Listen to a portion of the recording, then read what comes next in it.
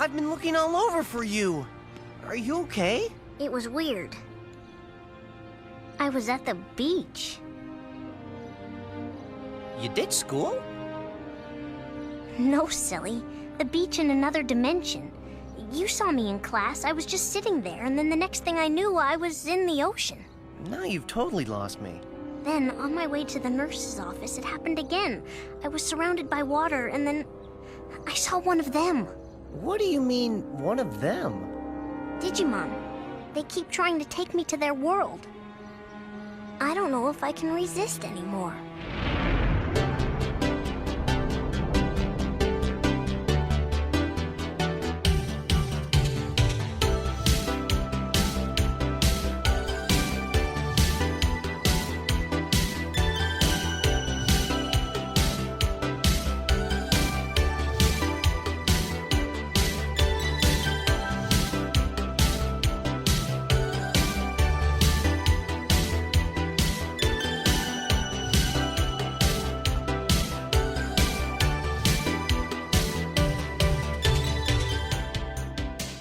Welcome to Gimmicks, a podcast about the high-concept, experimental, structure-breaking gimmick episodes of TV, from musicals to noirs to an H.P. Lovecraft cosmic horror homage.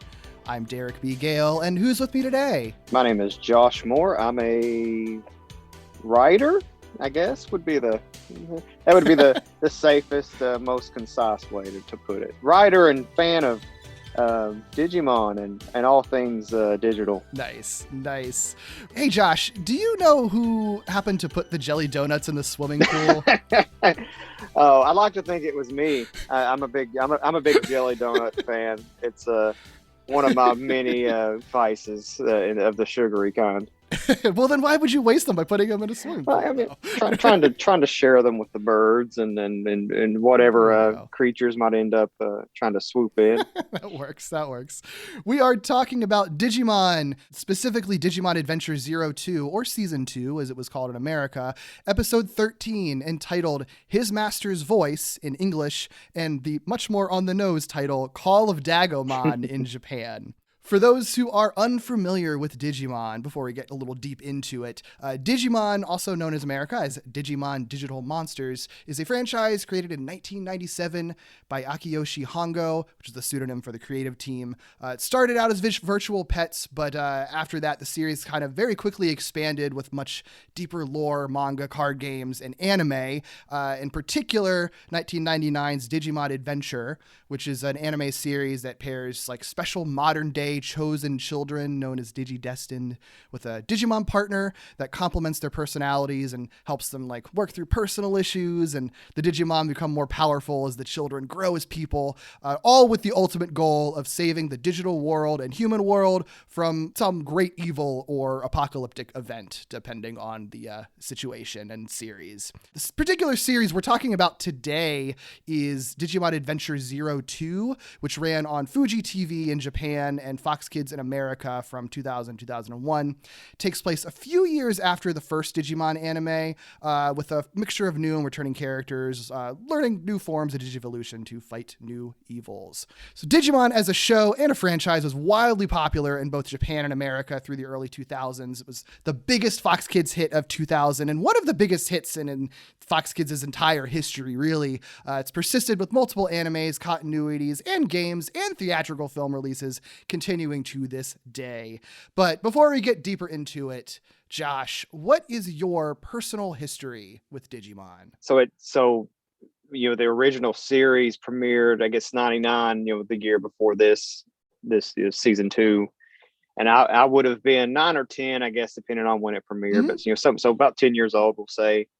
And so it's like I'm like the perfect demographic, right? I'm a nerdy kid, late elementary school going into middle school, and it was it just came at a good time. I was a big Power Rangers guy, still am. That was something that really hooked me, and so I was watching Fox Kids a lot still, and so this premieres, and you're watching cartoons and everything, but as far as Digimon though, it was just something, I think like most people my age, I went through the Pokemon thing and got hooked on that, and some people, it was always this thing. It's like, oh, you're either in the Pokemon camp or you're the Digimon camp. Well, I was never. I was a very inclusive. I was like, I want to like them both, and and and and Digimon though, I was always more. I loved the games and stuff with Pokemon, but for Digimon it was the first anime.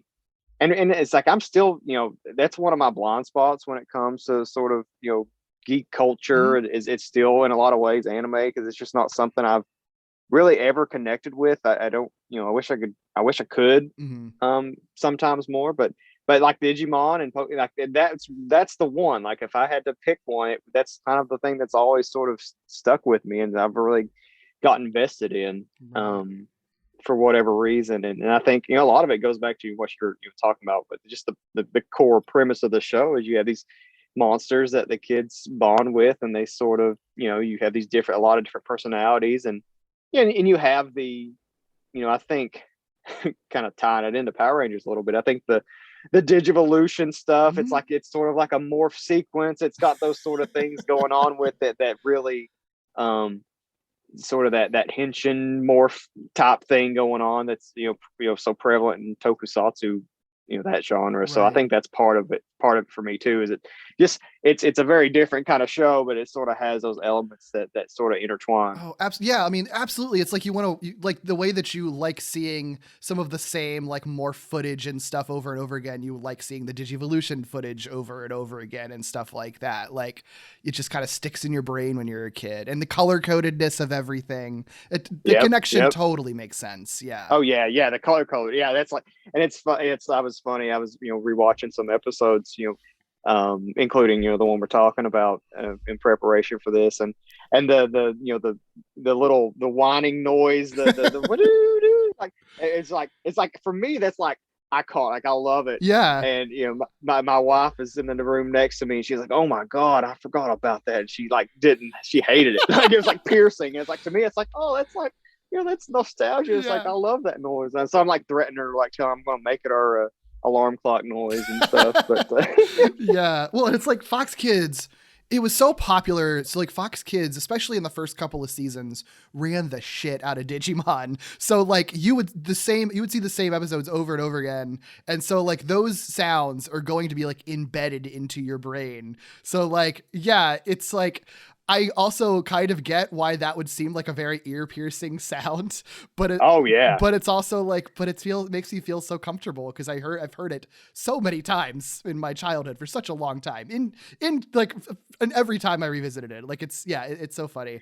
Oh yeah, it's because I think a lot of times when you're revisiting things, I don't know that sound, or at least, for me, I don't think of sound necessarily as one of the first things that I come back to when I'm thinking about nostalgia, like especially with TV shows. But it really, Digimon it is a very sound centric that you have and especially this season, they really went in on the early 2000s kind of pop rock kind of music and putting that stuff in.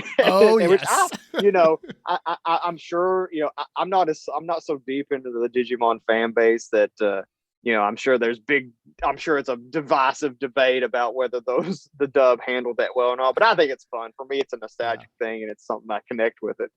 On a planet gone mad, 7 ordinary kids are about to discover a world they could never imagine, and where nothing is as it seems. But hold on. In this place where dangers threaten from all sides, the only line of defense is... Watch out! A bunch of creatures called Digimon. Fox Kids has just cranked adventure up to a new level, so get ready for an all-new Digimon, Saturday morning at 9:30, only on Fox Kids. The forces of evil have shifted, and new threats challenge the digital world. Proven heroes must team with a new set of Digi-Destined to battle the next face of evil. In a secret world unknown to adults, with Digi-Eggs, new Digi-Vices, new digital monsters, and new armor evolution. A new season of Digimon starts next Saturday morning at 9 Eastern, 8 Central and Pacific on Fox Kids. New rules, new adventures. My experience is pretty similar. I was in the right age demographic when it first came out. Although I was very Digimon was absolutely the first anime that I watched because I was very aggressively like anti-anime for whatever reason. I don't know if it was just like a xenophobic thing or something, but just like the idea of like this weird looking, these Japanese cartoons just look so weird. Why are their eyes and hair so big? I don't like it. And so I never like gave any anime stuff a chance. So like I at first was not part of the Pokemon craze. I started doing playing Pokemon games and stuff like a little bit later. And even then I never really got into the Pokemon anime. I think I'm kind of the same way where it's like games are great, but the Digimon anime was definitely like in terms of like storytelling was superior. But in any case, I remember I accidentally kind of watched an episode of Digimon because I remember when Beast Machines was about to come out, I was a really big Beast Wars fan. And I remember Fox Kids was like, there's going to be a special preview of Beast Machines during the commercial break of this episode of Digimon. So it was like, I guess I'll watch an episode of this weird Japanese show to get my Beast Machines fix. And I think it was like I think it was an early episode. I think it was the episode with Andromon where Tentomon first digivolves to Kabuterimon, which is like a fine episode, I think. But like I think I watched it and I was like, I don't know, these like robots and like bug people are kind of cool. and it still like took me a while, I think, to really warm up to it. I didn't, I think, start watching it consistently until I think right before in that first season, right before they went to the real world and had the whole arc in the real world, which I think most people would kind of agree is when that series really kicks into high gear. So it was kind of the perfect time. And I know that I was really kind of enchanted by how well it sort of would thread like the kids' personal issues and really kind of codify them. Like, oh, this kid has this particular crest that represents, you know, love or friendship or courage. And now the kid has to sort of deal with like, is that really, you know, my true personality trait, or am I living up to it? You know, and you'd see like stuff with like kids dealing with finding out they were adopted, or like divorce and like depression. And it's like all of that stuff, I think, just like hit me so well. Like, I guess I'd never seen a cartoon like deal with those things so directly and tie it so deeply into the action story, where the kid's personal growth is what made their Digimon digivolve. Like it's such a clever storytelling device. And I think I was just, I guess I just never seen anything like that before. And then I was just all in from there on out for the rest of my life, basically.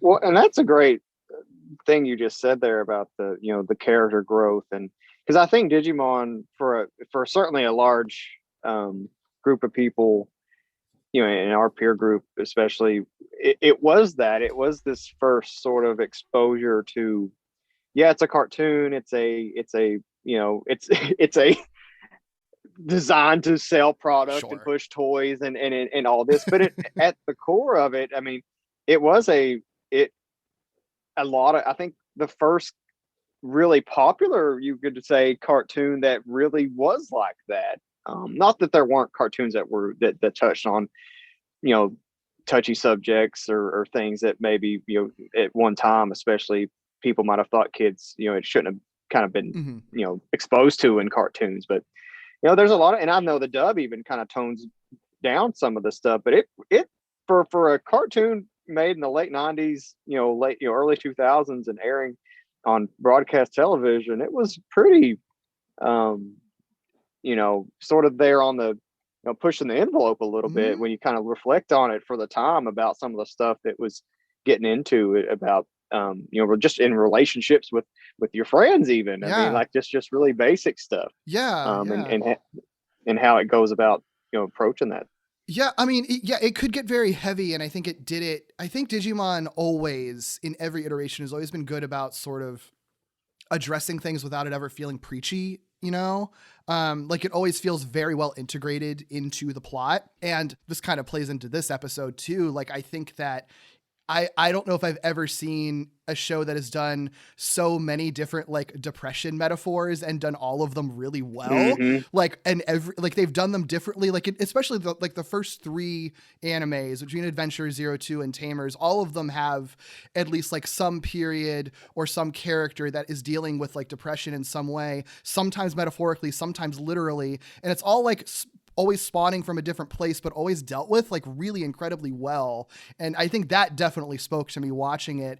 And I think even today, kids shows kind of struggle with dealing with that and kind of explaining those things in a way that feels natural, you know? Oh, absolutely. Yeah. And you're right. It is a thing that kids shows and not even kids show. I mean, like Yeah. adult TV shows made for adults struggle with at times. And I think, I'm sure we'll get into it, but this episode in particular is very much representative of handling that in a way that isn't dismissive at all. Yeah.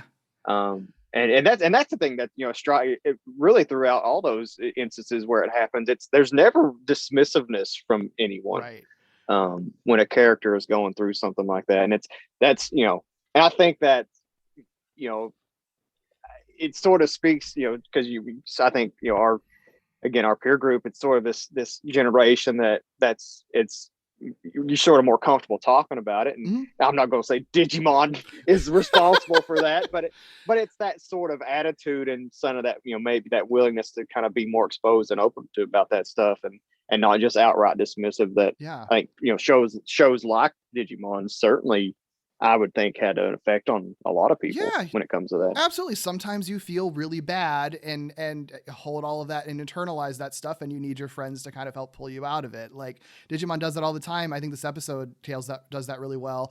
And actually, I'll preview my hot take that we'll get to as we talk about the episode explicitly.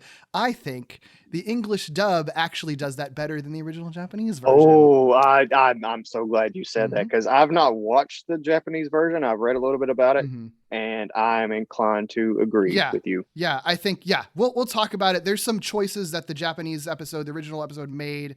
And there's things that the English episode changes. I think in general, before we'll start digging into it, in general, I think the Japanese episode is better for tone and like the sort of like creepiness of everything. Like it's a lot quieter. The music matches it better. Like the sort of ambiance of everything is handled extremely well. It is still a very good episode and a very creepy episode, but the English version, I think, actually like it strips away some of the worst stuff of the Japanese version and actually kind of hones in on the more interesting aspects of the sort of story that they're telling. But we'll get into that as we talk about it. We'll be right back to Digimon on ABC Family. Attack! On the next Digimon! Get ready, cause the digital world's gone! Wait, where did the extreme music go? Yeah, and all the intense sound effects. Where's that announcer guy? And why aren't there any explosions? Izzy, what's up? My hard drive crashed.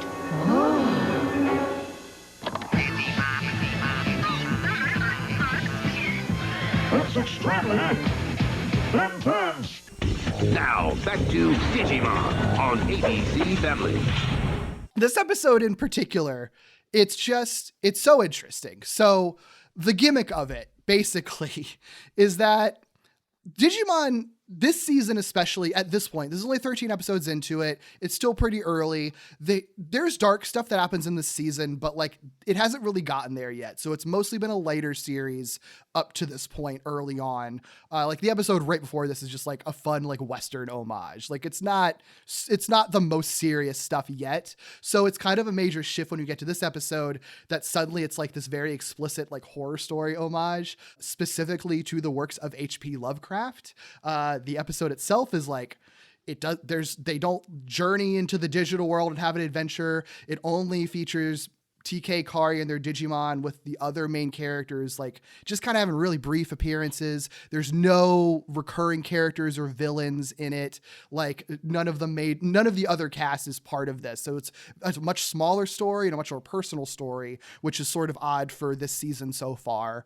And more specifically, this entire episode is a very direct reference to the Lovecraft story, The Shadow over Innsmouth, which is a story that features creatures known as the Deep Ones, who worship the sea deity Dagon. And in this episode, you have a version of the Deep Ones masquerading as Digimon who worship an undersea master, identified in the Japanese version as Dagomon, which was Americanized as Dragomon when it was imported over. I think they just like didn't get that it was a Lovecraft reference when they were like importing it, but it was meant to be like a Dagon reference explicitly when they did it. So it's like, it's not a tenuous connection. It is very explicitly meant to be a Lovecraft homage with this episode.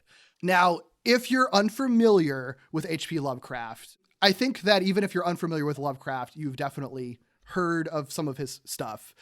He was this kind of sci-fi horror writer in the early 1900s through the 1930s, most well known for creating the shared universe of Cthulhu Mythos. Basically, like, essentially codified cosmic horror as a subgenre. So, like, this idea that humans are really insignificant in the universe, and the horror of those stories mostly come from just like the unknowable and the incomprehensible, the kinds of things that drive you mad because your pathetic human mind is just too small and fragile to begin to understand. And you get a little bit of that in this episode. Like, Kari is like, am I going crazy? I don't understand what's happening. I'm terrified. And I think it's kind of worth noting that Lovecraft's works are pretty influential with a lot of horror writers like Stephen King, John Carpenter, Guillermo del Toro. All of them have cited Lovecraft as an influence on their works. And like, who doesn't know what Cthulhu is, or at least has seen Cthulhu in pop culture? Like, it's only grown as a pop culture figure, over the last few decades. Do you have any kind of relationship with Lovecraft at all, Josh? Besides just a passing familiarity, yeah, I think you're right. I mean, I think if you don't know Cthulhu, if that, everybody is sort of knows that, I think. But outside of that, I mean, and my wife, she loves Cthulhu. She's got like a couple stuffed Cthulhus, and they're cute, and so there's that. And just the I know there's I know there's a controversy with I don't even know exactly what even the controversy is. It's been so long since I've read about that. I can tell you because I think like it's not super relevant to this episode, but it is also relevant to this episode at the same time, because of the particular Lovecraft story that this episode is riffing on is one of the more super racist ones, unfortunately. Ooh. Yeah. Which, I mean, I think only makes this episode more interesting, honestly. But like the thing about Lovecraft, he is a very good writer, but he's also was a very racist, xenophobic man. And it isn't even like, by 2022 standards, like it was of its time kind of thing. Like, no, it was very explicit. He had very hard stances against immigrants. He was like super adamant about the color line and like super pro segregation. If you do read his stories, I don't know that I can't in good faith like ever really recommend reading his stuff, because they are really full of like lots of super racist remarks against basically any non-Anglo-Saxon race and culture in his stories. And like, some of his, I shouldn't even say some, a lot of his stuff, like the actual monsters are pretty explicit, like allegories representing like a non-white race. Like, for example, the Deep Ones, which are basically what the Scubamon in this episode are intentionally like an allegory for non-white races, because the whole story is about how the Deep Ones interbreeding with humanity like corrupt them and like ruin the town and ruin society. It's basically just like a story about why race mixing is bad. And which isn't great. And honestly, like a lot of people have done some really good writing, just really drawing lines between like Lovecraft's whole thing of like fearing the unknown and fearing like things that you just can't comprehend. You can just draw a line to just fear of non-white people. Like I don't understand this culture. It scares me. They must be evil and bad, and it's making me insane. Like that's kind of what a lot of it is, unfortunately. Yeah. Well, that's unfortunate, but that is also interesting that, because that probably, it could almost explain a lot of his a lot of the why he went the direction he did with like and self what's the word, like the uncertainty within yourself, and not explaining that away, but Yeah. And like the thing is that I don't blame people who are just sort of like draw a hard line where it's just like I can't touch any Lovecraft related thing ever at all. Like just feels weird. But I do think it's a case where like Lovecraft's stuff has grown so beyond him, like that. I mean, and he's also like not alive, so it's not like he can benefit from like you buying his works and stuff, you know? But even then, like, I think the way that he inspired cosmic horror, the cosmic horror as a genre has grown so fully beyond him that like, I don't think it has to be explicitly tied to him. Like I'm in favor of just not calling stuff Lovecraftian and just calling it cosmic horror because that's basically what it is. And I think that most cosmic horror you see nowadays isn't tied to the xenophobic stuff. It really is just like, what if there was some extra dimensional space monster that could just like kill Earth by just looking at it? How can you comprehend that? Like that's scary. And I don't feel like there's like racist undertones to that because it's so far removed from it, you know, but you know, it's a conversation. I don't blame people for like not fully buying into that argument either. So yeah, no, that's I think there's certainly a lot there. Yeah, cosmic horror just also sounds cooler and tells you more about what it says than sure. You know, if you say something's Lovecraftian, a literal person might be wondering where the romance is. So. Right, exactly. So who's crafting this love exactly? I don't understand. Yeah, it's also that it also does make this episode even more interesting because like this is an episode that was made by Japanese creators who are people that Lovecraft would probably hate and be afraid of. Like, so I think it's kind of interesting to see it like filtered through that lens, honestly. Like it doesn't change much, but I do think that like it just makes it more interesting because it's sort of like, yeah, the dude who wrote these mythos that you're riffing on would not like you as people, probably just because of who you are, but you're still riffing on them anyway. And I find that very, like, it's almost like kind of taking it back from him, like reclaiming it a bit. Yeah.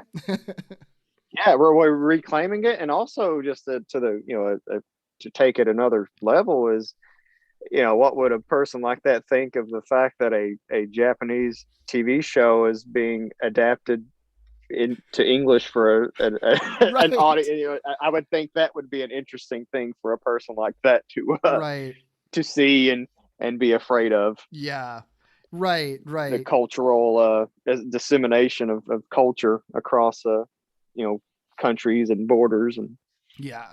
Right. It's really fascinating. So like bottom line, Lovecraft sucks as a person, but obviously his works have just had a major influence on the world, and people I think have just kind of elevated it to better places since then, especially since kind of recognizing what the roots were. For example, with this episode, you know, I think that there's some ties that you can find related to it because of how much it's riffing on his story, but I think it also does really interesting things with it. Better things with it ultimately, you know, than what the roots were. And this episode, particularly of Digimon, it's pretty notorious in the wide fandom. I would say it's a very memorable one. It's notorious because of its very like specific tonal shift, and also the fact that like it stands out because a couple of the threads in this episode are never really followed up on. That's a generous way of putting it. I do. I was often always in that camp too, where I'm like, God, I really wish that they would revisit this later. But I've done some research on how this episode came to be, and I think I actually kind of understand it a little bit better. Like, I think that a lot of the questions for why it happened and then wasn't really followed up on are honestly pretty simple, and I kind of get them. But I'll start at the beginning. The reason that this episode exists at all really is solely because of the writer Chiaki Konaka. He's a very prominent figure in anime because in addition to Digimon, he's very well known for writing Serial Experiments Lain and Ultraman Gaia. But most importantly, he is an avid lover of Lovecraft stories, and actually so much so that he has contributed stories to the Cthulhu mythos. He has written like Cthulhu related stories that have been like published and like adopted into the mythos as a whole. In fact, he actually wrote the live-action Japanese adaptation of The Shadow over Innsmouth, which is what this episode is riffing on, back in 1992. And as far as I know, and I think what he said is that was actually the first Japanese work to ever directly adapt a Lovecraft work. So, like, he's basically the Lovecraft expert in Japan, or at least at the time he was. That's cool. See, I've learned something already. Yeah. I'm familiar with, obviously with him a little bit. You're on a very surface level. I knew he wrote the episode and kind of went on and was really in charge of Tamers, which I think if you didn't know that, but then you went and watched Tamers, it would make a lot of sense. Yeah, that's the thing. I will say he said specifically that like this episode was kind of an audition for being able to show run Tamers, and then he did Tamers, and it's sort of like, cool, I'm gonna make this Lovecraft as fuck. And like that whole last arc of Tamers is especially, I mean, all of the Tamers is a lot like quieter and like tonally closer to this episode, but the whole like last arc of Tamers is just like terrifying cosmic horror creatures beyond your comprehension invading the world. And it's like, yep, that's him. The Digi Dream Team. Davis, Kari, Yoli, TK, Cody, Izzy, and Ken. All logging on and transporting to the Digi world to kick some evil Digi... Busy? How am I supposed to get to the Digi world if I can't get online? Don't let this happen to you. Get into the Digi world with Digimon. Coming up in a few minutes, and stay tuned afterward for a new episode on Fox Kids. It's Digimon versus Digimon. Watch the first Digibowl on Fox Kids. Saturday, January 27th, the first season's Digimon take on the second season to see who are the ultimate champions of the digital gridiron. It's 4 quarters of digital football hosted by Terry Bradshaw. There'll be quarterly awards, stats, and analysis. They scored! Even a halftime show. The Digibowl on Fox Kids. Saturday, January 27th, starting at 7, all morning long. Only on Fox Kids. But Konaka has said that like he very much loves adding elements of Lovecraft stories into any anime he writes, but he says specifically when the circumstances fit. So it's not like every single anime he shoehorns it in.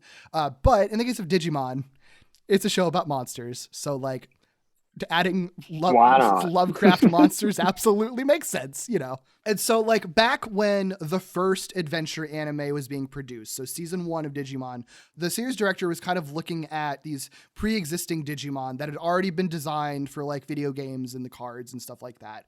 And he was looking at those to see who could appear in the anime, and he saw Dagomon, who was, if you look up Dagomon or Dragomon online, you look at an image of him, he's very much meant to be like a riff on Cthulhu. Like he's like a blue version of Cthulhu explicitly. And apparently like he saw it and like went to the designer Kenji Watanabe and was like, is this supposed to be that? And Watanabe was like, yep, that's him. And so he's like, cool. So we got a Cthulhu Digimon. I'm going to contact the anime writer that I know that loves Lovecraft. So he brings in Konaka and is like, hey, I just want you to write 1 episode for this Dagomon guy since you love Lovecraft. That was supposed to be in the first season, but I think Konaka said just because of like timeline stuff, it just didn't really work out. So that episode for him to write was shifted into 02. Konaka has a whole like Twitter thread that you can find in Japanese that a blog translated, and like it's really good. Like it all actually kind of explains a lot. So this is kind of a long quote, but it's a good quote. He says, in general, when directors ask me to participate as a one-off writer, they ask me to give it a bit of a different flavor from their usual. And so it wasn't that I was going out of my way to ignore what the usual episodes were like. Rather, I was writing what kind of information I needed to present so that they could continue the story. But 02 was really in its early stages, and it was at the end of the first core, which in anime, that's like the name for like blocks and arcs. So like kind of like a gap in between like major story arcs. So he says, so I feel like I was able to write relatively freely. So to be honest about it, I don't have any idea at all why everyone sees this episode as such a heresy. I wrote the characters' feelings in accordance with the prior episodes, or at least I intended to. And my personal impression is I don't think it's that strange to have that kind of mysterious place in the digital world. So like, essentially he was just like, they knew I liked Lovecraft. We got a Cthulhu Digimon. they asked me to just build one weird episode around it, said it could be weird, let me make it weird, and then I just left it to them to do whatever they wanted with it. So like there wasn't, I think the thing that makes this episode frustrating for a lot of viewers is that like your assumption is that like this was part of a plan that got abandoned or whatever, but it really was just like he just wrote whatever the hell they wanted and just figured that the writers would do something with it, and they just kind of decided not to, basically. That's very interesting. Yeah, I think, yeah, because when you watch it, I mean, because it's very, and what's interesting though is because by the time it was dubbed into English, it was already finished, right? So it's like it's already aired, so they know that not, you know, this Cthulhu Dagomon is going to get unveiled and nothing is going to come of it. Like I think it was, or at least I think it was farther in, but I don't think that the anime had fully finished by the time this episode had aired, I think. So I think that the writers probably thought like, I don't know, maybe it'll show up in the last episode or something like that. Like, I don't think that it had fully finished yet. So like I give them, well, and that would make more sense because like the coda on it is, who is this mysterious Digimon or whatever it is that it says at the end, and but I do think in a way, I mean, even though maybe you can be upset that it was never quote unquote resolved, it certainly, the tone is a big part of it, and the aesthetic of the whole episode, because it even looks different from a lot of Digimon episodes, but I think that made it very memorable. It's rare in a kids show. I think maybe I'm just unique in this, but I think generally premieres, finales, multi-part type things like art, those kind of things are memorable. Mm-hmm. But it's, I think, unusual for in an anime, just a random one-off episode to stand out the way this one does in like the collective memory. Yeah, I fully agree. And I do think that like the frustration with feeling like it was meant to be setting up something, I do think that more of the blame is on the English dub than the Japanese one. Because if you watch the Japanese episode, you still get like the creepy shot of the silhouette of Dagomon rising out of the ocean and the episode ends, but it just ends silently like that. So when you're watching it, I think that it could just feel like, oh, this episode, if you get that it's like meant to be either a Lovecraft homage, or you get that it's meant to just be kind of a creepy, weird one, it can just sort of feel like seeing Dagomon as sort of the final capper of like, oh, that's a creepy universe that these kids should never go back into, right? In the English version, because they tack on the like, who is this mysterious Digimon? Find out on the next Digimon, and then you never do. Like, just adding that sort of tease to make it feel like more of a cliffhanger than I think it was originally written to be. I think that just sort of like drove people crazy because it sort of sets up an expectation that doesn't really exist, And I was also like looking to see what other 02 writers had said about it, like if other ones had comments on it. And I actually found a really funny quote from another writer, Genki Yoshimura, who said that like they basically were kind of avoiding dealing with that episode.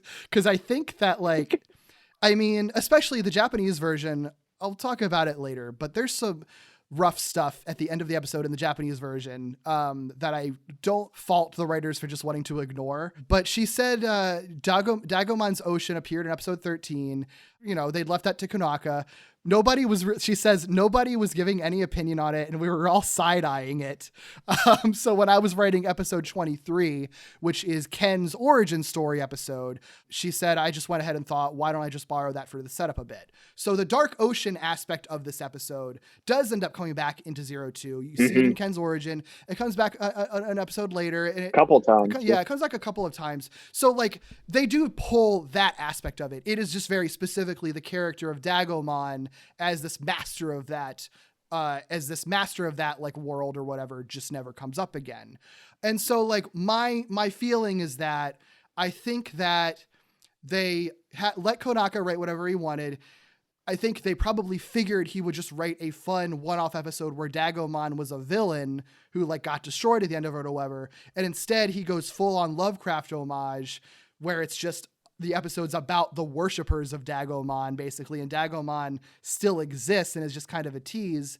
And so the writers are sort of like, well, what the hell do we do with this? Like, that's not what we really, like, we didn't, that was not really part of what we were thinking. So they just kind of leave that to the side and just pull the Dark Ocean aspect of it. So this episode isn't totally inconsequential by any means, but there's just no room to bring Dagomon in, because like, where would he fit into what they were doing with 02 otherwise, you know? Yeah. And I think, I mean, because they go back to it a couple times, and in the Dark Ocean, it's just an interesting concept just on its own, like with or without Dagomon in a way, because it's sort of this, I don't know if it's, I guess it's part of the digital world. It's sort of it's very like, unclear. It seems like it could, yeah, it's very, you can interpret it as being on its own plane of existence, which is, kind of interesting in itself. And, you could almost, this episode in particular, though, is maybe you certainly read into it, like maybe the reason you never see Dagomon again is because there's no reason to see him. Yeah. It may, there's not a, Kari is sort of overcome, or maybe not overcome what she's dealing with in this episode, but has gotten to a point where she is handling it better. And maybe that's the way you're supposed to kind of take it, or what you're supposed to take away from it. Yeah, I mean, we never really ever learn like the rules of the Dark Ocean. Like it always pops up at like what seems like maybe moments of extreme despair, but like the beings in it, like we don't really know anything about them. Like I think kind of the unknowableness, which is a very Lovecraft thing, like you don't really never understand what all of these creatures and beings there really are, and it's kind of ambiguous if these really are Digimon or not. Like I think that kind of adds to the vibe of this episode in a positive way. And like, I think I for a very long time was one of those people that was frustrated that like these felt like threads that never followed up on. But like, as I've sat with it over the years and also kind of learned of the intent of it being such a direct Lovecraft homage, it's just sort of like, I kind of appreciate it a lot more as this bizarre, creepy one-off, and no one will ever really know the truth of like what those things in that weird, creepy pocket universe or whatever it was is. It's just scary that to know that it exists, like, and that's enough. Like that's kind of terrifying enough, Absolutely. And you brought up the, are they Digimon or not? I think, there's a lot of what I assume is humor written in by the dub. Yeah. That is in the episode, and it's, to varying degrees of effectiveness. But my favorite, I think, line in the show as far as like something that made me laugh is when Kari stumbles upon the Scubamon, and they're like, and that little Digi analyzer screen comes up. It's like, I don't know if we're Digimon, but we're Scubamon. I just always think that's funny. It's really funny. Also sort of this outsized like sense of sort of beyond yourself, like, oh well, what is a Digimon, and what right. what makes it, it's sort of, you can get very philosophical really fast if you try to read into it too much. Right, exactly. Yeah, I mean, all of that I think kind of fits the episode really well, honestly. Well, let's start talking about this episode a little more in depth. Still have plenty to say. I still have some more background stuff and like comparisons, between the Japanese and English versions. I think for the listeners, clips and stuff, it's going to come from the English version because that's just more accessible, and that's what people who are listening, I think my listener base is more familiar with. But I did watch the Japanese episode as well, so I'll definitely make references to the things that are different between the two as they come up. Though, the bones of the episode is the same in both versions.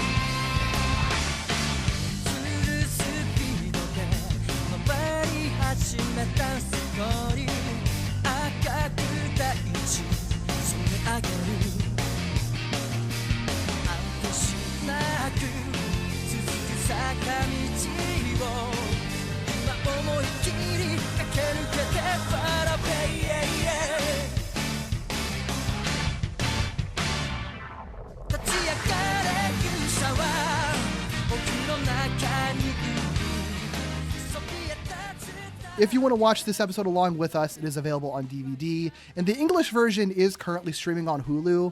The Japanese version doesn't seem to be easily or legally accessible anywhere in the US specifically, but like they have popped up every so often and they shift platforms all the time. So I wouldn't be surprised if, you know, by next year it's back on Crunchyroll or back on Hulu or something like that. So it's not impossible to find the Japanese versions if you want to watch it. The episode we're talking about, it's called His Master's Voice, and in Japan it was called Call of Dagomon. Call of Dagomon, kind of obvious, it's named after Call of Cthulhu, but the English title, interestingly, is named after a painting by Francis Barraud that's called His Master's Voice. I don't know why. I guess that was the oddest. When I was doing some background, that was the weirdest thing. That's weirder than anything that happens in the episode. And it's why? What is going on with that? I sort of love it. Like the more I kind of think about it, it's I don't know. I guess it sort of makes sense if you kind of think about the painting and the what a it's like a gramophone, right, of a dog and a gramophone, and so yeah, that's true. But it's still a very esoteric reference for a children's show. It is. I mean, Digimon has those things randomly sometimes. It's like, are you really making this reference right now? But okay.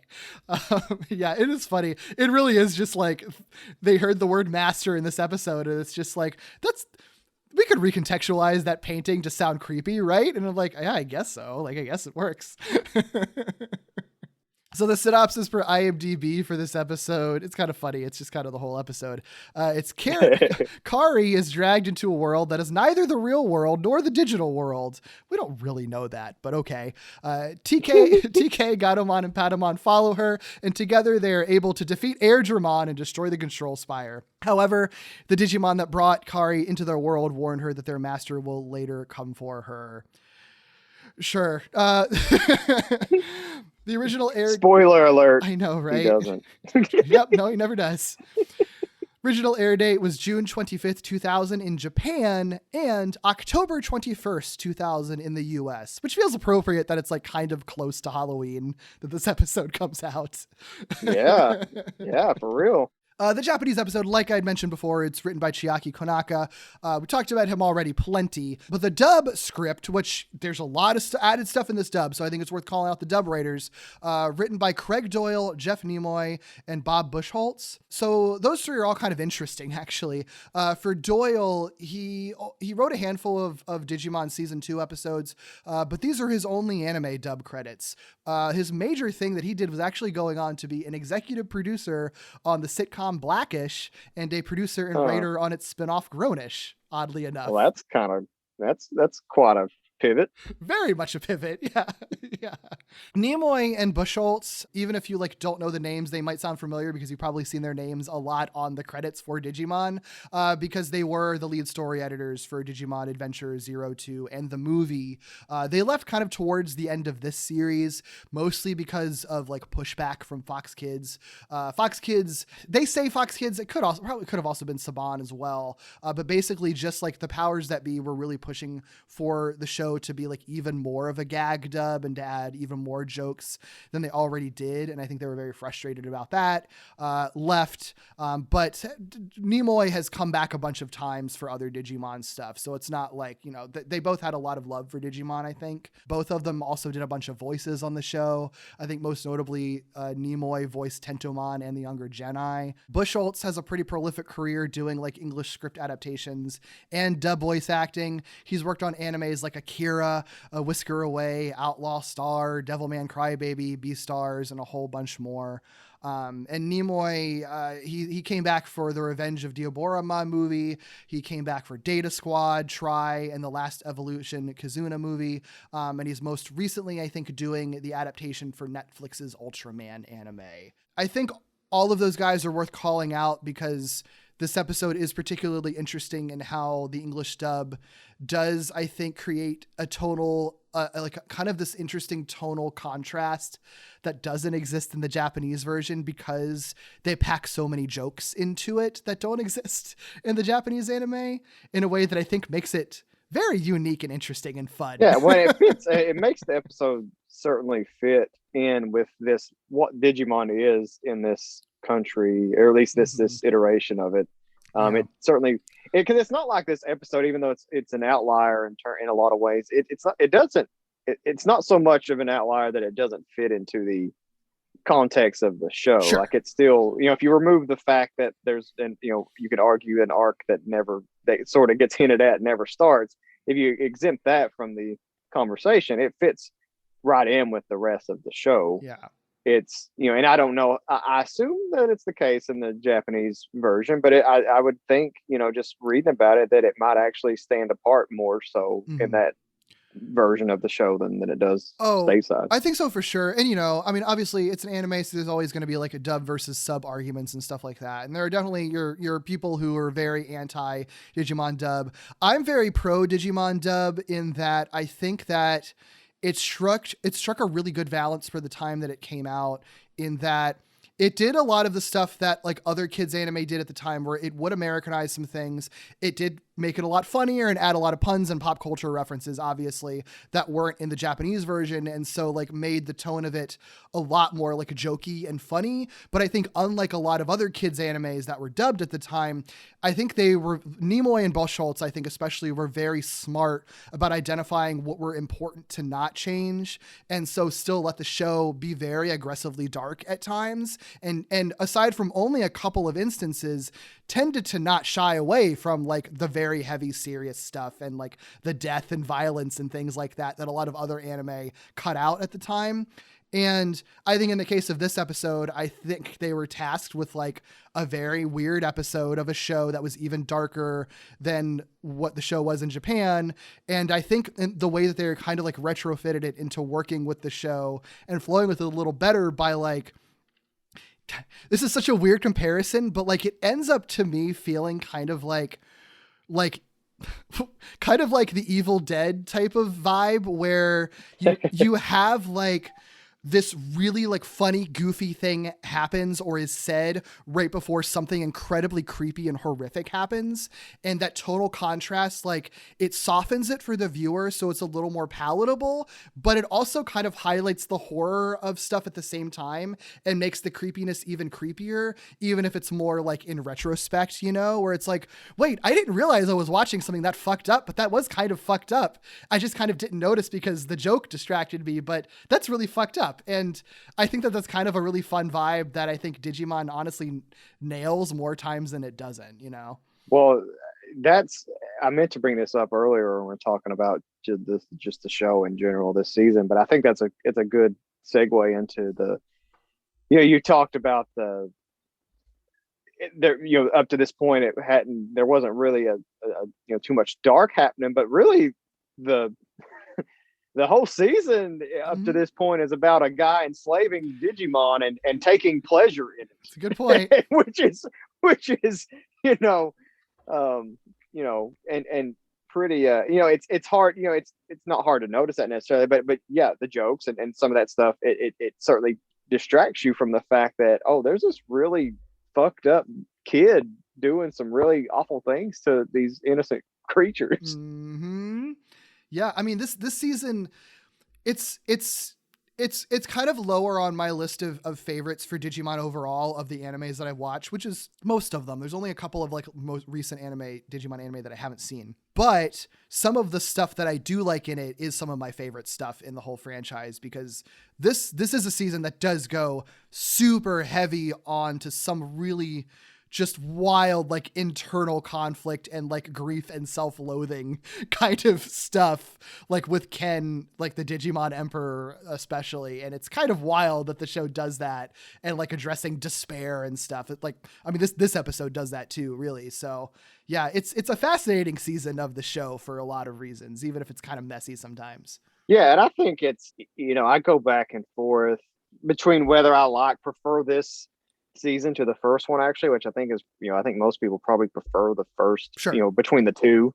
But I don't know, because there was always something to me really interesting, and maybe this gets back to part of why it was kind of memorable, is you had this show where, because this isn't a thing in American TV, or especially kids TV generally, is you don't have a cartoon where the next year, the next season of the show, all the characters have been aged up. Right. And you have this, the main cast is sort of different for this.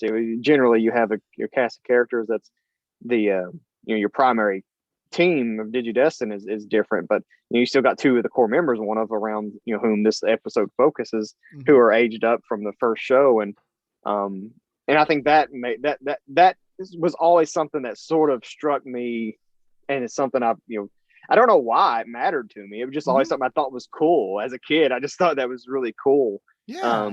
To see a cartoon character age up. I mean, because it's like as you're watching, like I said, I was a Power Rangers fan growing up, and you're watching every year that's the same characters, and you don't, you sort of looking back on it, you can tell, oh, these actors aged every year, so these kids aged every year, but you're kind of more used to seeing that in live action. You don't think about it, a cartoon character. Homer Simpson's been the same age for forever. Right. So it's interesting to see that, and that's I know it's a common thing in anime, but for American kids, it isn't here. Yeah, for American kids, especially at the time, we really hadn't seen stuff like that. Yeah, I totally agree. This episode, before we get into it, was directed by Hiroyuki Kakuduo. They directed a ton of Digimon Adventure 02, Frontier, and Cross Wars. Also directed the Digimon X Evolution movie, which was like that CGI movie that I've never seen. Same. Also directed on Yu-Gi-Oh! And a couple of Transformers series. Right off the bat, one thing that the English version cuts out is that in the opening of the Japanese version, there's actually this like column of text that appears, and it's in digicode, like the Digimon language. And if you translate it, it's like translated to this like occult like phrase. I can't pronounce it because it's all like a bunch of consonants, but it's like a popular thing in Lovecraft. And it basically is from the Call of Cthulhu that says in his house of R'lyeh, dead Cthulhu waits dreaming. So if you're watching this in Japan and know Cthulhu stuff, like, and you translate that digicode, it's like, oh shit, this is going to be a Lovecraft episode. So it's not like hidden. It's very explicit. So the way the episode opens in English is that on the way to school, we learn that Kari's been having these kind of strange dreams. Students late for first period will be responsible for cleaning the bubblegum from under the desks after school. Come on, kids. Chop chop! Get yourself together. It was just a dream. There's Kari. I wonder what you got in question 3. Stay away! Oh, TK. Sorry. Come on, guys. You heard the principal. You don't want to scrape gum, do you? Last one in has to eat the old gum. Ladies and gentlemen, as you can see, x equals y, y equals 14, and lickety-split q equals 36. Now, isn't that exciting? What's more boring, paint drying or math? I wonder why Kari's being so distant today. And we get some narration from Dagomon as well that like Kari kind of refuses to talk about what those strange dreams are, and she's kind of feigning happiness for people around her because she's Kari. She's feigning happiness for TK as well, but he definitely notices that something is off with her. And right off the bat, this first opening starts with this fun runner of like, they fill in any like moment of silence with like PA announcements that are really funny. I did like the PA. I like the PA announcement. I think it's fun, yeah. And I'm sure, again, it's one of those things where people, when you get into the anime versus, or the dub versus, original voice track thing, it's like, okay, I could get maybe why you, but I don't know. It's a very American thing, the intercom. It just feels, it's out of place, but it doesn't feel out of place. It doesn't. It kind of feels like just part of the world, like filling in stuff, because the English dub of Digimon is very talky. They don't let there be a lot of silence, which I know annoys some people, but like when you're used to it, like it never bothered me because that's just what Digimon was to me. So it just kind of fills in these like in between spaces where like the characters are reflecting, but the world around them is still going. So you're still going to hear like, the teacher announcements and stuff like that going on in the background. It makes sense. And they just use it as an opportunity to get fun jokes in. So in class is when the creepy stuff starts to kick in, because while they're in class, I think it's just Kari, Davis, and TK are in the class together. But Kari becomes like, just randomly starts getting enveloped by fog. What is wrong with me? Am I just overtired from not sleeping? I can't get these dreams out of my head.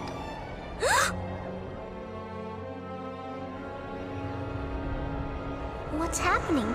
I know my math scores have been a little foggy lately, but this is ridiculous.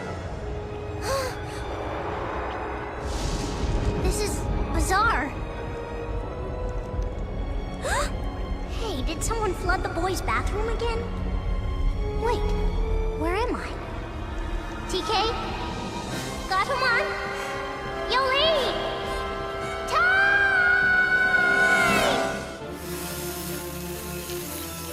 Huh? Somebody help me! Kari! Huh?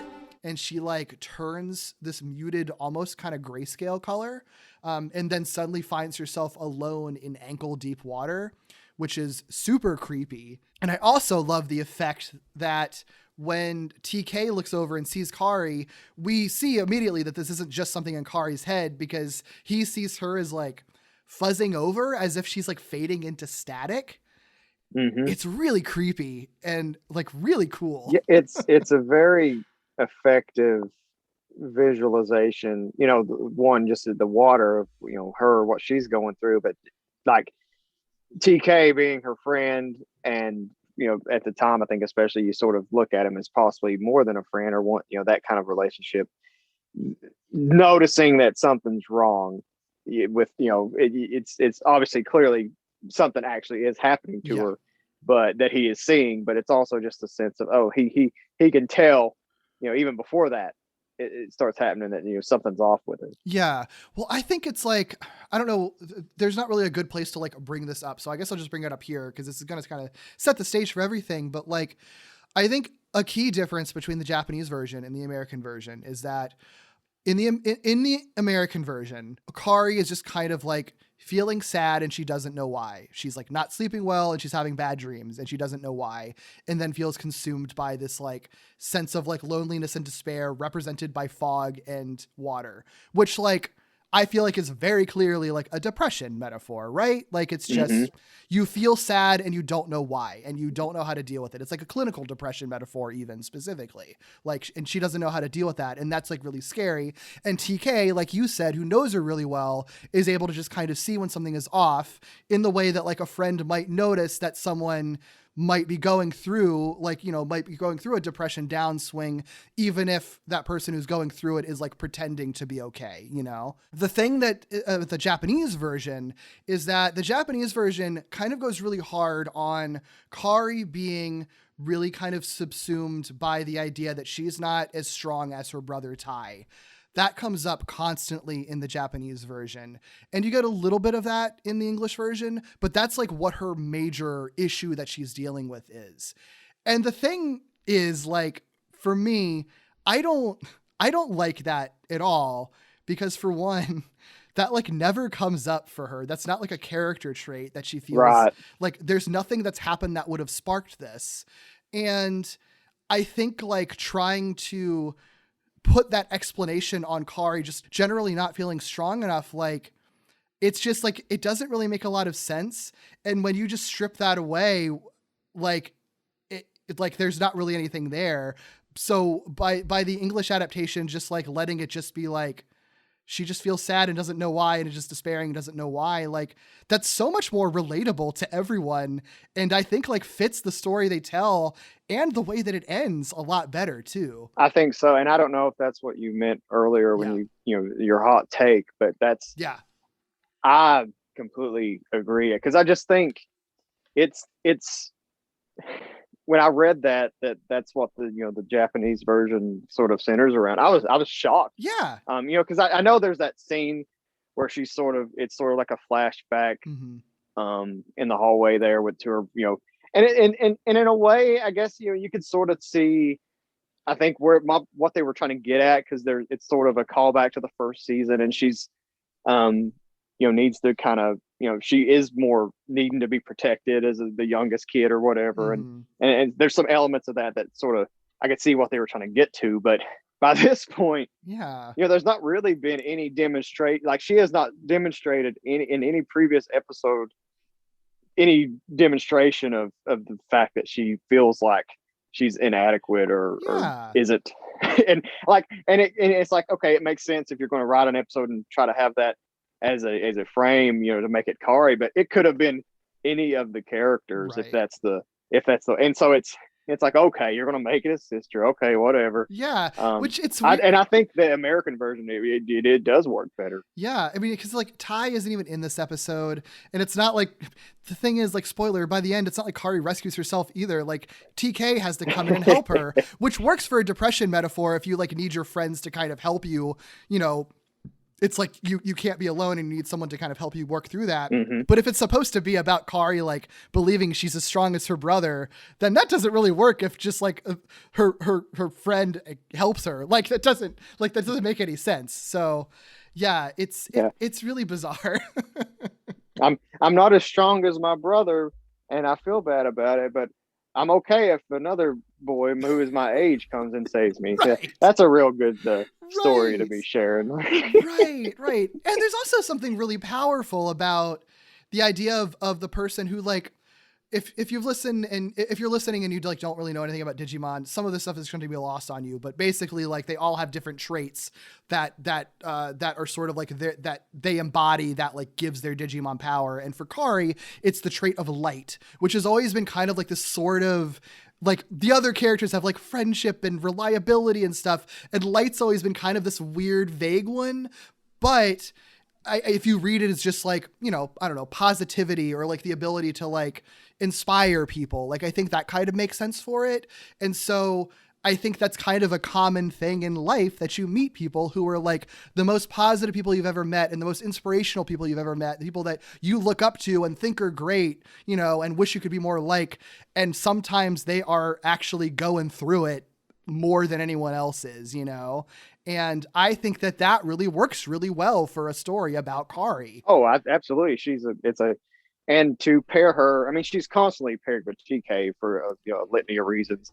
But it's the hope, it's a very good tandem, and it's sort of just with it's light. Yeah, it's in some ways I like it. Think of it as positivity, but it's also sometimes it's Deus Ex Tradius, like that Tradius, but which is fine, and but it's also it's sort of a it is a good commentary on sometimes the light can be turned off, and you need that. You might need someone to come in and step in, and it doesn't need to be someone who's courageous like your brother. It can be just another person who's sort of on the same level as you. I mean, they're the same age. Their traits are pretty similar in some ways, and I think it's very. I think it works. Yeah, I think it works really well. Yeah. So back to this particular scene. Yeah, like we referenced some of the stuff that happens, but TK sees this happening. He yells for her, which seems to like pull her back to normal, but then she like immediately faints anyway. So something is clearly going on with her.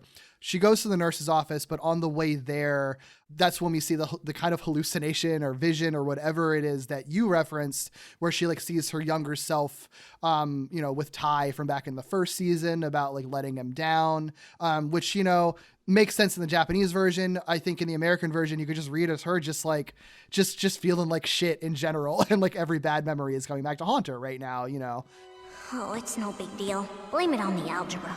It was so boring you fell asleep and dreamed you were in the ocean. That's it. I'm not going crazy. I'm sorry I let you down, Ty.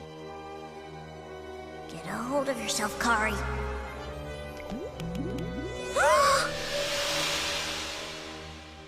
Hello? Is anybody there? Davis, is that you? You win, Davis. I'm scared now.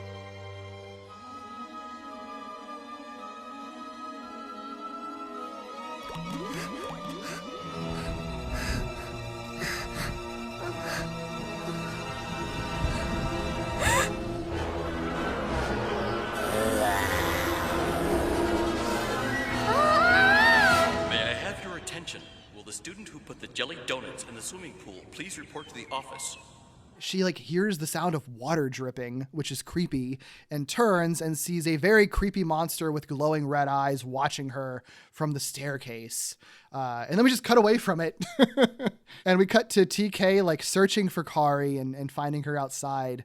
I really like the joke they pull. Like they have a little montage of him searching everywhere for her. She might be in trouble. She might be in danger. She might be... Huh? Right there. And he just sees her sitting on a bench. But, you know, they talk and she tells him what happened with like the creepy water and the creepy monster that spotted her. And it's like, I saw one of them. What do you mean, one of them? Digimon. They keep trying to take me to their world. I don't know if I can resist anymore. You've got to. Where are they, Kari? We'll fight them. I can't, TK. I'm sorry, I'm just not strong like my brother Ty. You're gonna quit? Give up? Just like that? Look, Kari, I care too much about you to let anyone take you without a fight.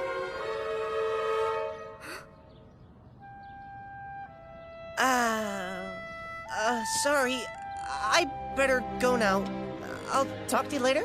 in Japanese, TK tells her to like shut up about her brother because she's talking about she's not as strong as her brother. And like, that's what he kind of gets embarrassed by. In English, that's when he's like, Kari, I care too much about you to let you go without a fight.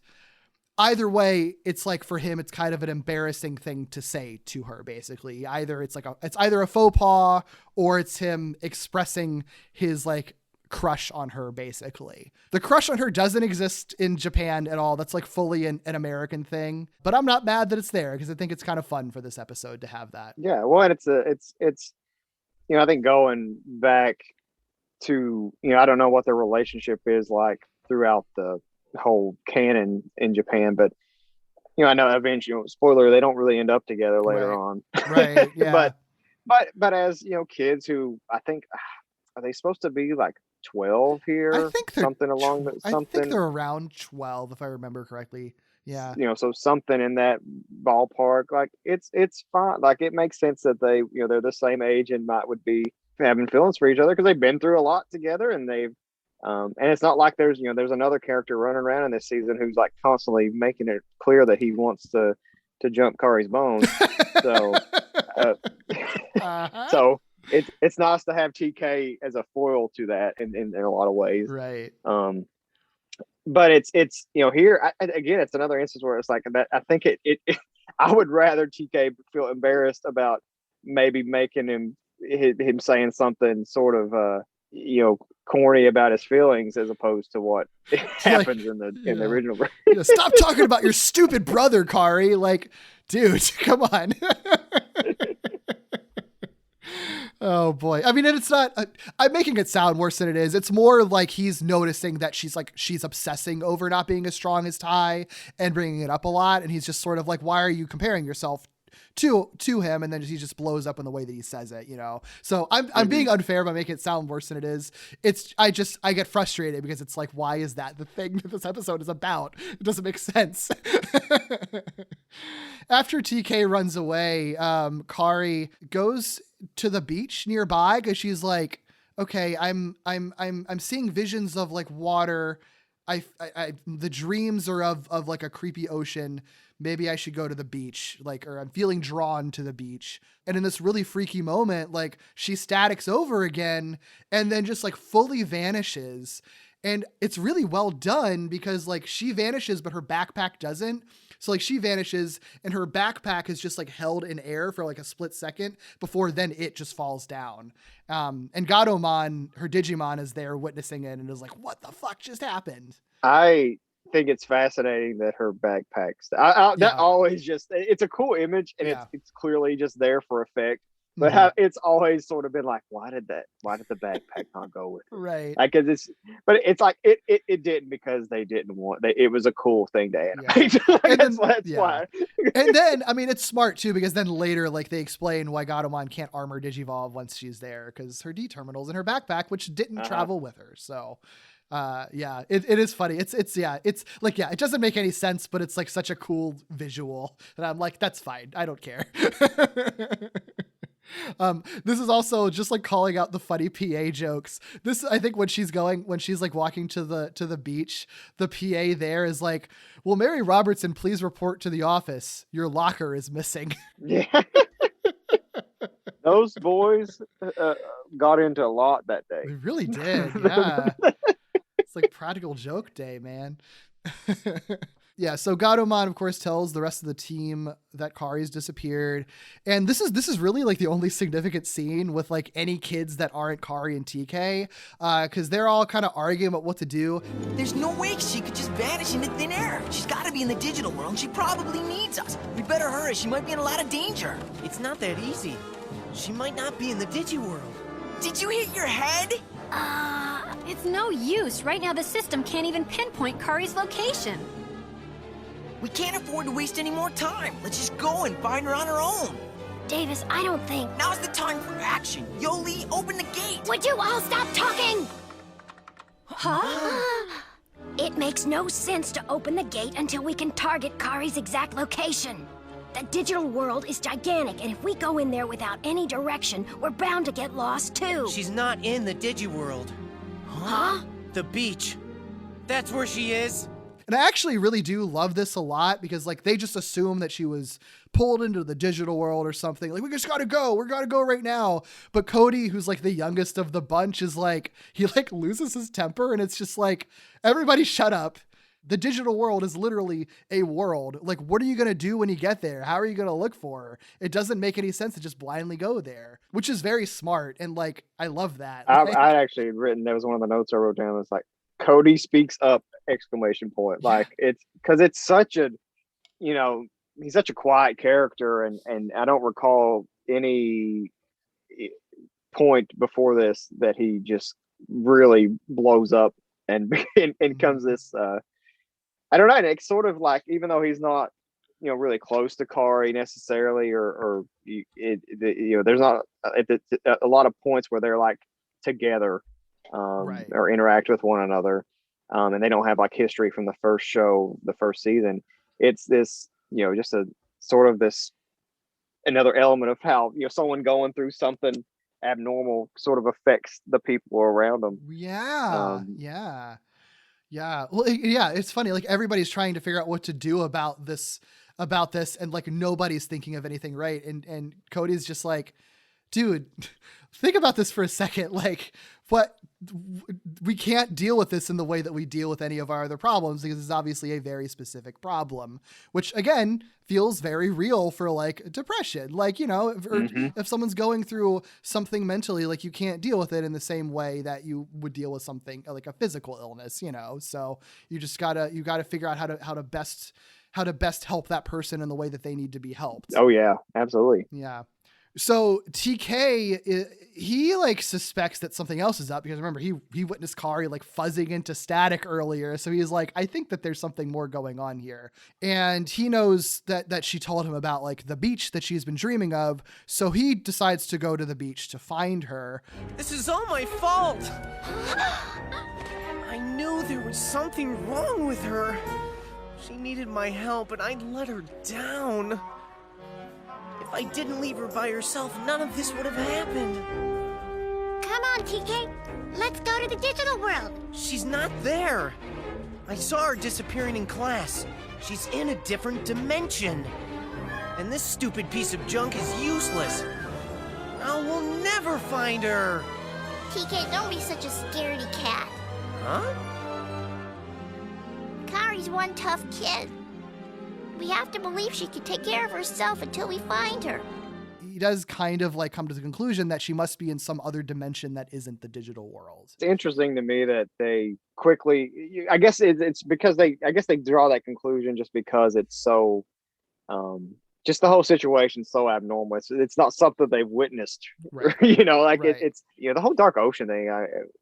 It's weird. I think that's the thing that like, I do think that that's kind of, you know, there's obviously a lot of Lovecraft explicit references, but I think that there's something about that idea that is also kind of very Lovecraft and very cosmic horror, where it's like, my friend just got pulled into another universe, maybe, and I don't know why, and I don't know where, and I don't know how.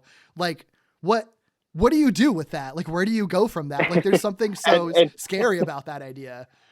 And it's even scarier if you're a person who is used to going to another dimension, another universe, and you don't, but you're like, oh, but it's not that one. It's not this other alternate world that we're familiar with. Right. It's like, wait, we've had very specific rules for like the digital world and going between the human world and digital world, and this breaks all of the rules. So what what do we do here?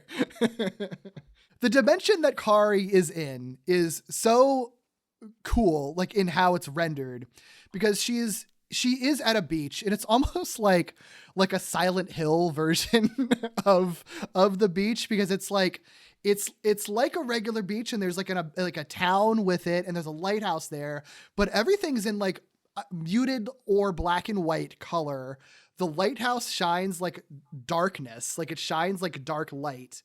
And the town is like abandoned, and everything is just like quiet and like basically grayscale. And that's just kind of like the whole vibe of it, you know. The other Lovecraft reference that happens here is that the digicode sign that she walks past when she's kind of walking through the town. It does actually translate to Innsmouth. So she is literally in the town that is from that Lovecraft story that they're riffing on, which is funny. So she goes to this dark tunnel, kind of searching for a way home. Hello? Is anybody in here? Echo! Coming in here has got to be the worst idea I have ever had. I must be out of my mind.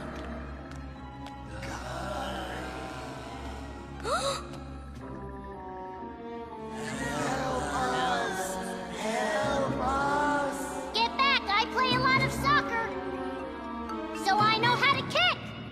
Help us! What do you want from me? She even like kind of comments on like, this is a dumb idea. Why did I just like walk into this creepy tunnel? Which is, I assume, again, probably something that doesn't, come up in the Japanese version. She's probably just walking. Yeah, it's definitely like the English version, just sort of like being like, this is weird, right? Like, why is this character doing this? We're going to comment on this. So she encounters the shadows that she saw earlier, but in this case, like, she recognizes that they're Digimon. Are you Digimon? Digimon. I don't know if we're Digimon, but I know we're Scubamon. We have big flippers for swimming deep in the ocean. We have no idea how we got down here or how long we've been in this awful tunnel. You poor things. What happened to you? We don't remember. One day we were serving our undersea master, and the next minute we were here, and we feel terrible. This is awful. Like you said, they're like, we don't know if we're Digimon, but we know we're Scubamon. And these are Digimon that have been enslaved by the Digimon Emperor with his dark spirals, which is a thing that is common in this season. So it's not really surprising to see this. It's just weird that they're in this like weird, creepy black and white dark ocean world. So the Scubamon tell her that they actually summoned her to help them because they thought that she could use her like strange enigmatic like light powers to free them from the dark spirals. And like, that's a thing that has come up before. It's never been a thing that's really explained. She just has these strange powers of light that sometimes come up and make cool things happen. Sometimes it doesn't do it. Sometimes nothing happens. But in this case, they somehow seem to be aware of it. So they somehow pulled her into this world so she could free them. But before she can, an Airdramon, which is like a common Digimon that the Digimon Emperor uses, shows up and attacks them. And Kari sort of starts to despair even deeper than she was before because she's all alone and can't fight without her friends. For anyone who needs the visual, Airdramon is like a purple or blue snake looking dragon thing with red wings, basically, and I think it has a skull for a face, right? Yeah. I think, yeah. It's sort of got like a skull helmet face, and it's the Scubamon. I know we'll get into it, but they sort of you do feel bad for them. Mm-hmm. They are this they seem very pathetic. The thing I wonder, when you get into the whole like this being a different dimension or the digital world, the fact that they're I guess, enslaved by the Digimon Emperor, you know, it's such a weird wrinkle in all of this. Well, it's weird, and I think that there's two ways you can, you know, it's never explained, but I think there's two ways you can read it.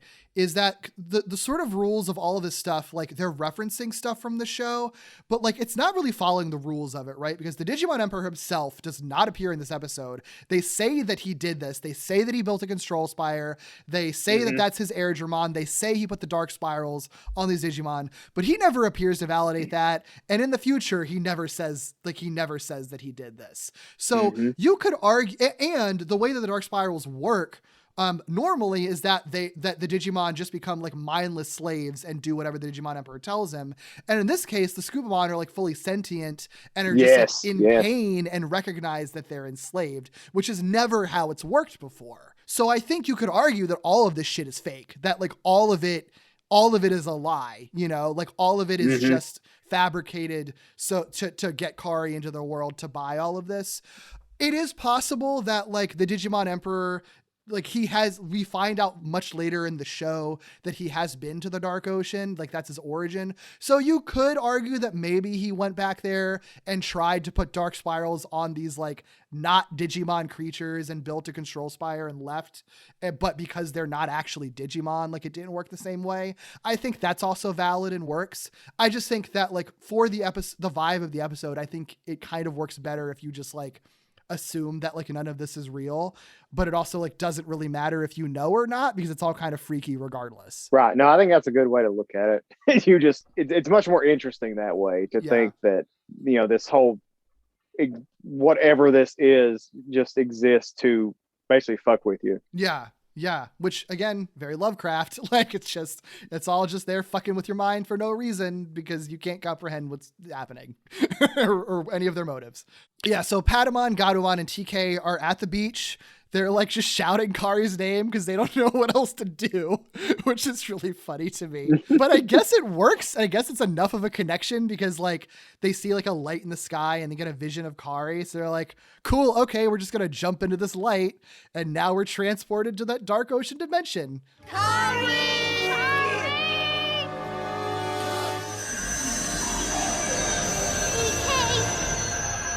It's her!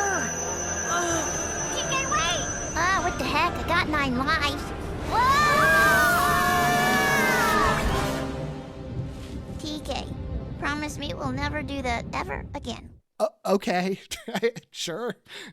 I don't know the rules of this, so why not? We'll just say that makes sense. So they immediately join the fight. Patamon armor evolves to Pegasusmon, but we referenced earlier, Gatomon realizes she can't armor evolve because Kari doesn't have her D-terminal. However, she deduces somehow that the lighthouse is a control spire, which is a thing in this season that prevents Digivolution, so the Digimon have to like go around it by armor evolving. But she figures, okay, hey Pegasusmon, you destroy that control spire, I can naturally Digivolve.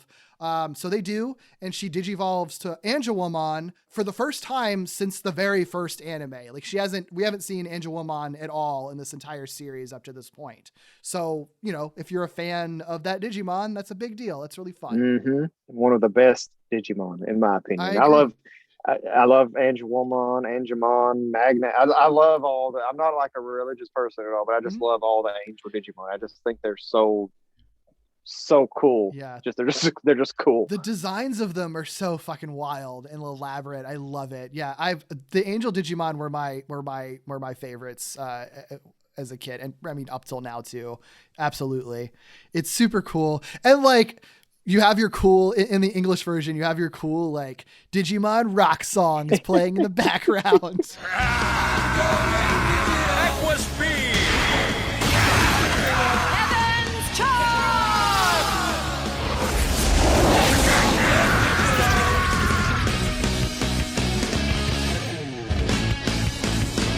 Nice job! This battle was just a day at the beach! Angewomon just like wipes the floor. Like she just like kills Angewomon like instantly without breaking a sweat. She just like points at the dark spirals and they're gone.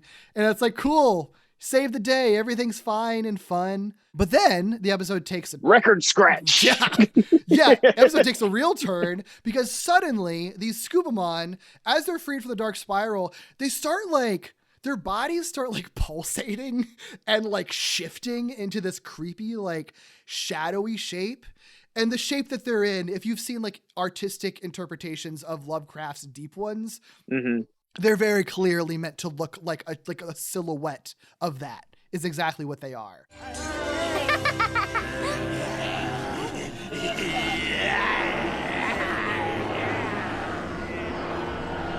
Much better.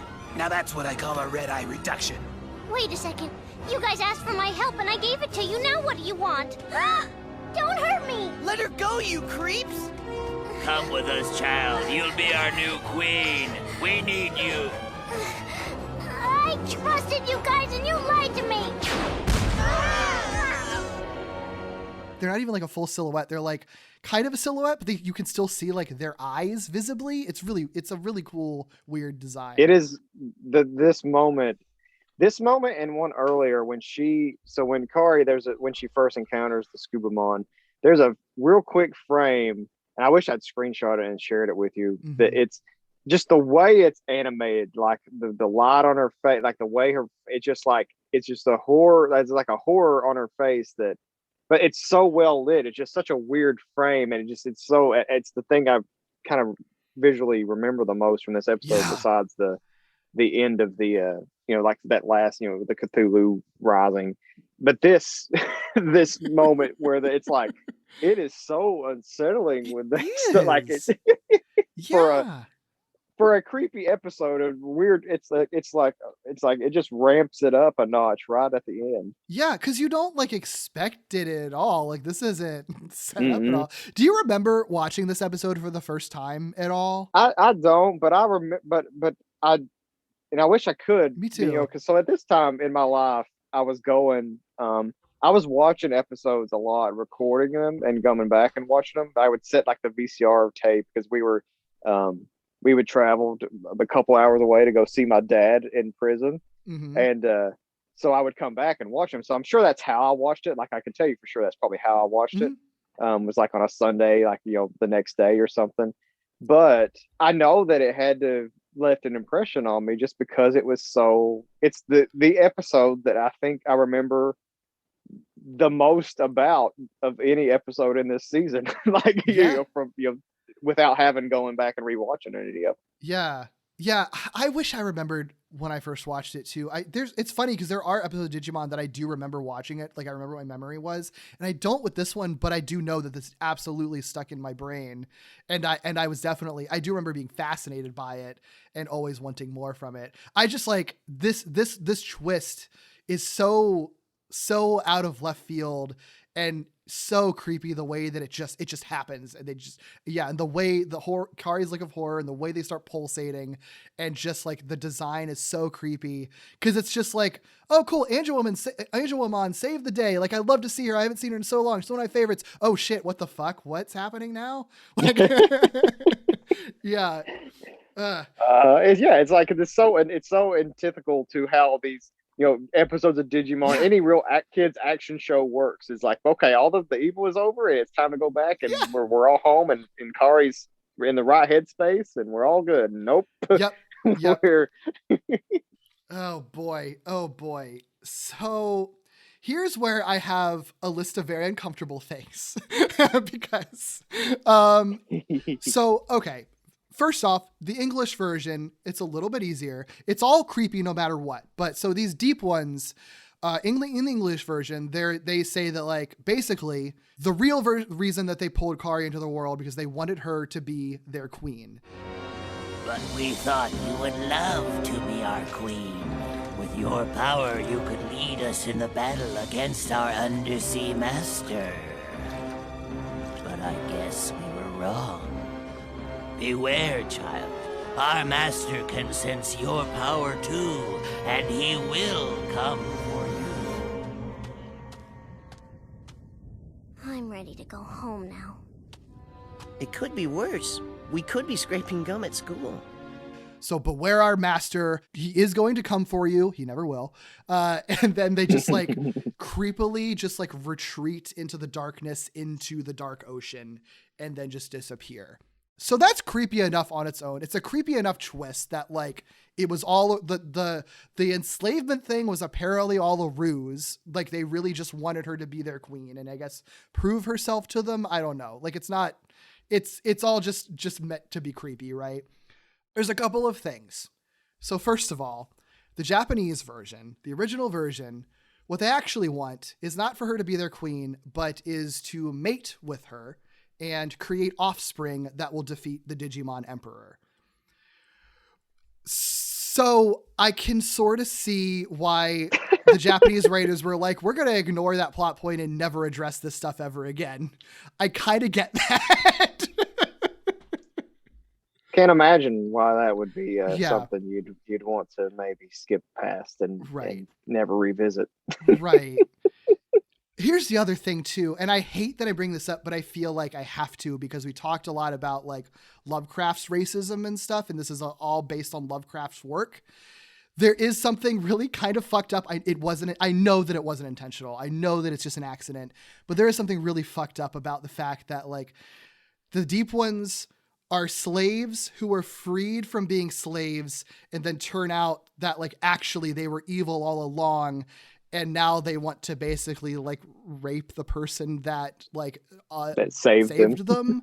Like there's a lot real bad about that if you read between the lines. And I know that it wasn't intentional, but like, good God, does that not go over well? Yeah, not a good way to. Yeah, you don't want to send this tape to the right university to disseminate it to, and start attacking. It's that's a not great. A very unfortunate way to interpret it that is very valid. Yes, which is why another reason that I think the English version is better, because I think the Queen thing, it's creepy enough. You still have the slaves being freed, but then they're actually battle along. Like that stuff's there that stuff's there no matter what. But it's like better when it's just creepy because they want Kari to be their queen. Like that's kind of like a very old school kind of like fairy tale like creepy story twist. I think that works. Yeah, it's something that you can still read it into it like we've been freed, but we need a master still sort of thing. Yeah, is still sort of a bad, but it is better than we want to impregnate you, and this is not even getting into the fact that this is an 11 or 12-year-old girl. Yep. Good God, it would be creepy if it was a 22-year-old. Yeah. But thankfully, they're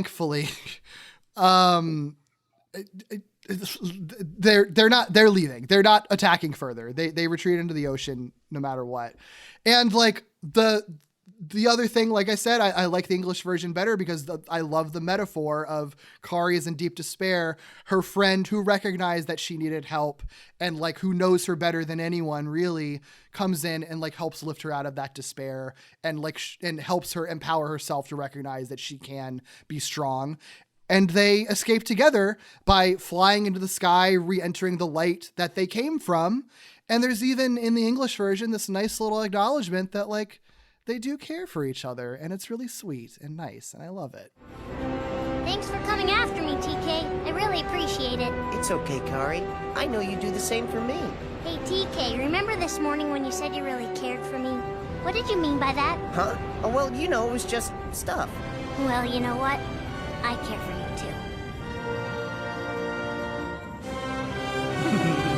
too. It's a good period on the story that. And if it ends there, awesome. Yeah, it's great. But then you have the what we end with. Who is this evil, dark undersea master? Don't miss the upcoming Digimon, Digital Monsters. And which really the root of the controversy. Because I think even if you leave in that, that part where the Scubamon are retreating and so there's this at the final scene, the Cthulhu Dagomon rises out of the ocean. I think if you just end it with "Our master will come for you," maybe there's people still probably talk about that, but I think if you see it rising out of the ocean, it's a different. Adds emphasis to it, because so much of the episode is kind of like ambiguous as to like what's really going on. Like we even talked about like how you can interpret it and like, is this real or is it fabricated or not? But like when you actually physically see their undersea master, and it's a Digimon that you could point to if you collected the cards or something, you'd be like, oh, I think I have his card. Like you could have the card and be like, oh, that's the guy. So this is the explicit Digimon on screen that will appear later now. And then he never does. So cool. Yeah. A very cool Digimon. Like, I think that's the other thing is like, I could understand if you were someone that was familiar with it, like being, upset that this was never paid. Cause it would have been cool to have seen this villain. Yeah. Because clearly would have been an arc-defining villain for sure, not just some one-off thing. So it could have been fun. Yeah, it's so interesting. I mean, I kind of get why the writers just kind of wanted to, the Japanese writers wanted to avoid the weird like Kari impregnation thing. And it's like, the more explicit stuff you pull from this episode, the more you'd have to potentially have to revisit that. And so it is interesting that they do still keep the dark ocean as a recurring element and just nothing else from it. But like, I also get it at the same time. And like, at the end of the day, it ends up making this episode feel so much more like mysterious and weird, and like stands out in your mind even more than I think it would have already, just because it had that like dangling carrot that they never revisit at all. It just makes it even more of a weird enigma of an episode, even after you get the explanation from the writers. Oh yeah, no, I think it definitely it certainly, the episode is better for the fact that it kind of leaves the loose ends. Yeah. It as weird as that sounds to say out loud in a way, like, what doesn't exist and what you wish existed that could have sprung from this, is probably not as good as just the fact of, the conversation that has occurred 20 years since it aired, really. Absolutely. Yeah. The only other random note that I just noticed that I didn't bring up, I think it's just kind of fun that another thing that makes that episode stand out is like TK doesn't wear his hat through like most of the episode because it all takes place in school, which is like a really minor thing, but that always stuck out to me because, this isn't it's a cartoon. Most of the time they're wearing the same outfits. And so to see him without his hat the whole time because he's just running around school most of the time, I think makes this episode stand out even more like than it already did, just because you had that visual marking that this is like something different than what you normally get. Oh yeah. Well, it always stuck out to me watching this, how his hair is animated. Like it moves, like there's a movement there, and it's like, and maybe that exists in some forms, but you just never notice it because he's always wearing the hat. Yeah, exactly. It's a cool episode. It's a very, I'd put it up there with, as far as just, the impressions it left. It's as memorable an episode of across all of Digimon. Yeah. As I would maybe even say it is the most memorable in some ways. Yeah. Oh, I love it. I think it's just the general vibe of it in both versions is so wild. Like, and like whether you watch the Japanese version and get this really quiet, creepy episode, or you watch the American version where they have funny jokes. I don't even think I explicitly mentioned it in the context of the episode, but like one of the other PA announcements is like, someone dumped jelly donuts in the pool. Like, it's just, you get those funny jokes to contrast these wildly creepy things that are happening that gives it such a distinct vibe from the rest of the show and really makes it stick out in a way that, like, I almost kind of wish the show would experiment a little more like this sometimes. And just I kind of wish every season had their their one just weird ass episode that was clearly an homage to something very specific that just doesn't fit into the rest of the show, but lets the characters just kind of exist in that separate genre or story, you know? Because this one, it just like, yeah, it is one of my favorite episodes of the show, even though it is just so strange and like doesn't really play that much into the rest of the season ultimately. Well, and it's interesting, you know, because this you brought it up earlier. I think that the episode right before this is like a Western homage, and it couldn't be more. It's just funny how an episode like that, you know, it's a send up sort of that genre, especially in you know, some of the tropes and stuff, and of the duels and the sheriff and all that kind of thing. The Digimon who's literally just a giant gun, a giant revolver. and just how, you know, even though it's in some ways like, you know, it's an homage to Western, this is an homage in a way to, you know, to all the Lovecraft stuff, but how, you know, I don't know. I'm sure somebody that Western episode is like their favorite episode, and it's the best episode of Digimon ever. But like, it just doesn't. It doesn't feel as impressionable as this one does. Yeah, and that's not to say it's not a bad episode. I mean, it is. There's certainly a different vibe about this, even though they're both sort of going for that kind of same thing in terms of, you know, as far as just, you know, framing themselves around a motif. Yeah. Yeah, there really is nothing else like this episode that exists in the way that it does. It's wild. Digimon's good, y'all. You should, if you're somebody that hasn't watched it. It was because this was fun for me when, you know, Derek reached out. It'd been a while since I'd seen this episode or most of season 2 of Digimon, and the most you know, I'd watched the Try movies and Last Evolution and some of the newer stuff.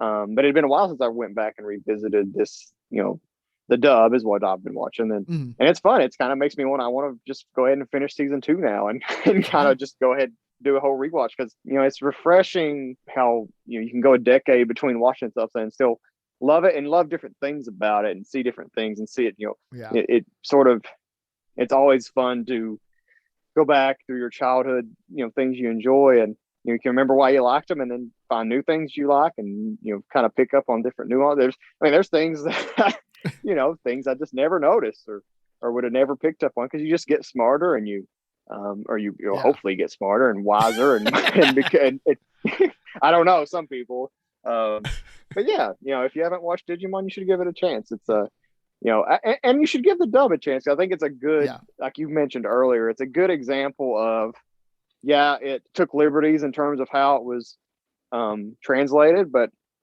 it makes it, you know, it's not so far removed from what the core qualities that make it stand out as something that, you know, it's clearly, you know, it's still, Digimon's still around. They're still producing new you know, episodes. I think the newest anime is getting in a dub here in the States. It is, yeah. Yeah, awesome. Well, it's been great to have you on. Thanks so much. If anyone wants to find you online, where can they find you, Josh? Well, you can find me at Kentucky Jam if you want to see, you know, tweets about Power Rangers. I'm probably bitching about something on there, about a toy, I'm sure. If you like sports, I write sports, or I'm a sports writer for me write sports. I'm a sports writer for a newspaper in Kentucky. You can find me there at Josh Moore HL if you would like to check that out too.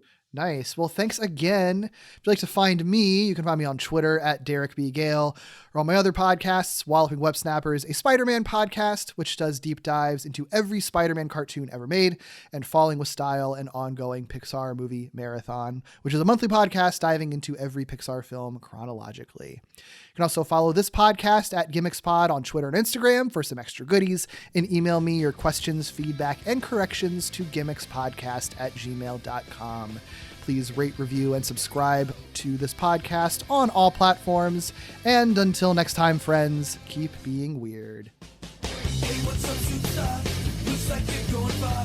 Hey, look, it's Wonder Guy. Gonna make your plans and fly. Now what's up, Wonder Girl? You're gonna change the world.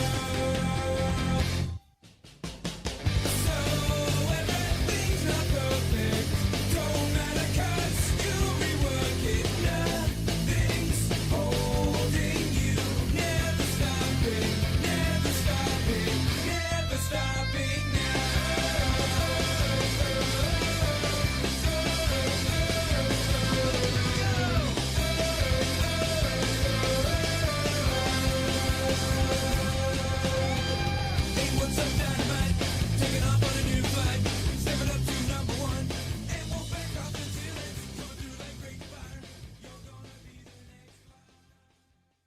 And then I threw the jelly donuts in the pool.